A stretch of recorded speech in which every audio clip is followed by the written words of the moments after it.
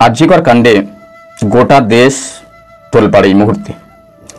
মৌমিতা দেবনাথ, যিনি পেশায় একজন ডাক্তার, যার দ্বারাতে দেশ এবং সমাজের কোটি কোটি মানুষ উপকৃত হয়, তার সঙ্গে এই গহিত কাজ কারা করে?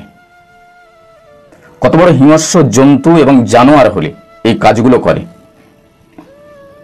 অভিযুক্তরা যত ধামাচাপা দেওয়ার চেষ্টা করুক, এটা কখনো সম্ভব নয়, তাদের চেষ্টা ব্যর্থ হবে।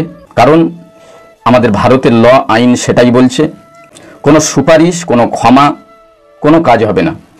যারা পৃথিবীর একজন সম্মানীয় মানুষকে সম্মান দিতে পারে না, তাদের ইজ্জতকে হরণ করে, এদের পৃথিবীতে বেঁচে থাকার অধিকার নেই।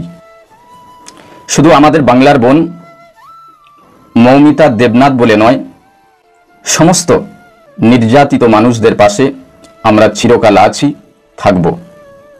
সুস্থ থাকবেন, ভালো থাকবেন।